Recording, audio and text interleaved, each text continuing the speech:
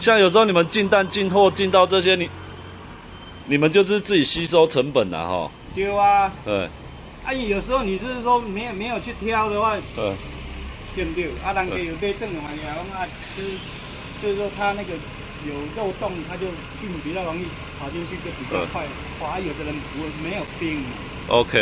然后那核心做开的，我们就看到啊那个一小小瑕疵啊。对啊。因为怕说他那个，譬如说他这个东西会渗透，会有影响啊。他讲这样我能接受，就以后不要去做它就好了。因为很多东西都是一体两面的东西。当初我没有这样请示我们他这样讲我能接受。所以他什么时候这样子？你上面询问来不？啊？什么时候来买的？就昨天而已。对啊。所以其实这个没问题的啊。对啊，我们不是那种黑心人，就是好心干坏事，就是这样。OK。就是他这样他这样讲我能接受，以后就不要让那个公姐那心啊，无几点能啊。我们也不是那种要搞黑心的人了。对。有没有？电工的现在点。你讲安尼点就会连起来，搁点一个。譬如说，你不然就是很简单，就是。不是你再点一次嘛？还有一个就是说，譬如说按那面纸有无？几次书啊？把它粘上去这样子。我就打个比方。它就有个东西在上面。片光鞋呢？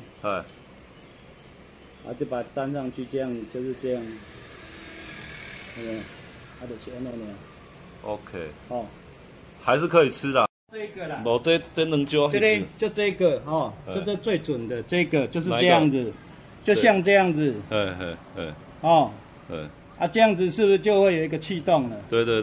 我就拿个胶把它点一下，怕这个脏东西跑进去。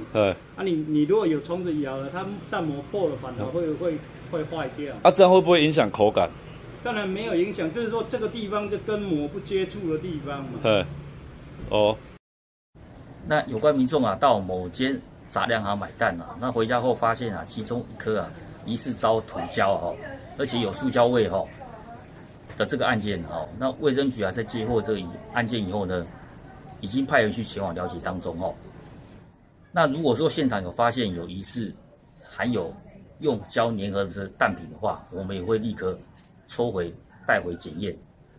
那在这边我们也呼吁这个民众在选购保存烹调生鲜鸡蛋的时候呢，应该检查蛋壳外观完整清洁那买盒装蛋品的时候，可以选择台湾优良农产品标章 CNS 验证，以及外包装有明确标示品名、净重、有效日期等的一些蛋品